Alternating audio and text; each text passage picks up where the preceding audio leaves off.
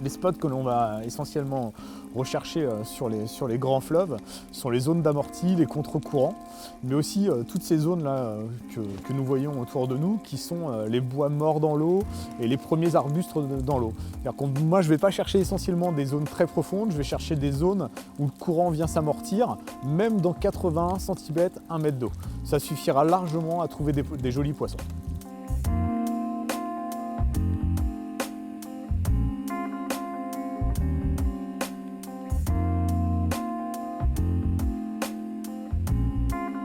Alors les autres postes aussi qu'on verra, on va se servir aussi de tout ce qui est tributaire, c'est-à-dire arrivée d'eau, soit d'eau de rivière, soit d'eau de lac, peu importe. En fait, tout ce qui va pouvoir casser le courant du fleuve par lui-même et porter aussi refuge et nourriture à tous ces cendres.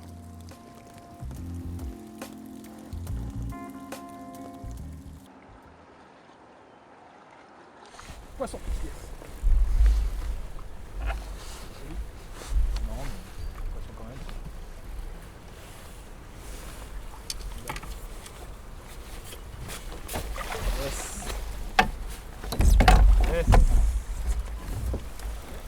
Ah, ça qui est bon. Ah, c'est ça que j'aime. Yes. Voilà. Allez. Yes. On va le mettre au vivier pour pas courir le poste.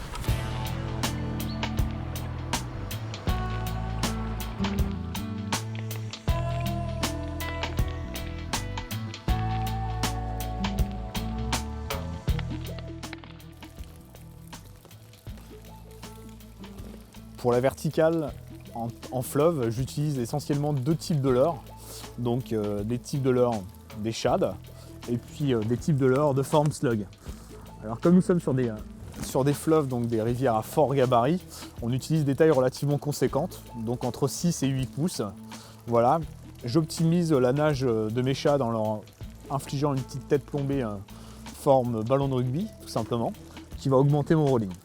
Alors, comme présenté précédemment, dont j'en parlais, donc des shads en taille 6 et en taille 7, des slugs pareil dans ces mêmes tailles, des shads avec des vibrations un peu plus fines si les poissons sont plus difficiles, type de tête que l'on va utiliser, comme précisé, des têtes football.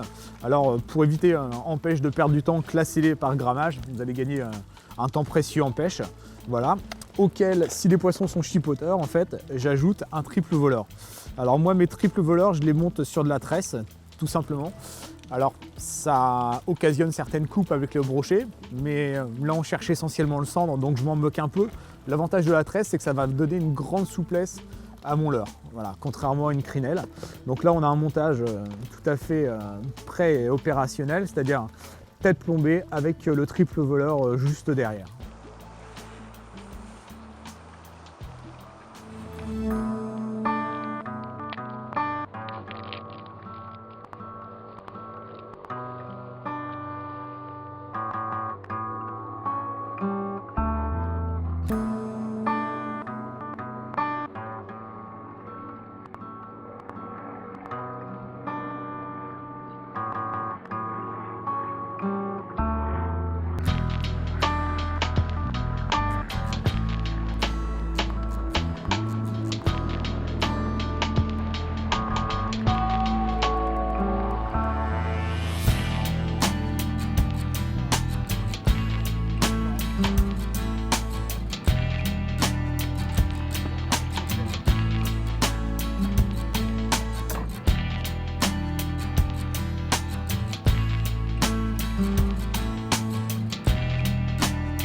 Alors un petit truc sur le triple voleur, c'est pas la peine de les rentrer très profondément parce qu'il ne faut pas oublier que ce sont des poissons qui attaquent par aspiration. Le but c'est de déposer votre triple juste sur votre leurre, juste le piquer légèrement, juste sous la peau là, tout simplement pour que lors de l'aspiration, la première chose que doit avoir le poisson dans la gueule, c'est le triple voleur, tout simplement.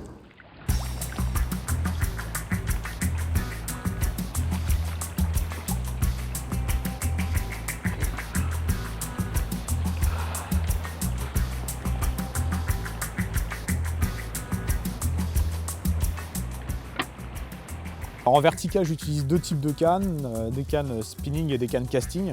Alors j'utilise beaucoup la casting lorsqu'il y a des changements de fond incessants. Ça me permet de prendre contact plus vite, de pouvoir redescendre tout simplement sans perdre le contact avec mon leurre.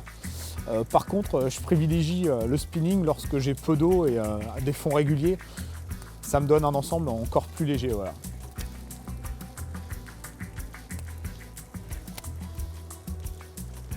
Pour ce qui est en fait de la technique, je vais chercher à prendre contact au départ avec le fond tout simplement et animer mon leurre tout doucement au ras du fond pour essayer de déclencher les attaques. Donc on va se diriger à l'aide du moteur électrique pour essayer de trouver les poissons. J'ai remarqué que pour les gros sujets, pour les gros cendres, ça les dérangeait vraiment quand le plomb venait taper. Alors il y a des cas bien particuliers, encore une fois, hein, quand les poissons prennent le leurre posé tout simplement. Dans ce cas-là, il ne faudra pas hésiter à prendre contact avec le fond. Mais en règle générale, les gros poissons n'aiment pas cette reprise de contact spontanée et régulière sur le fond.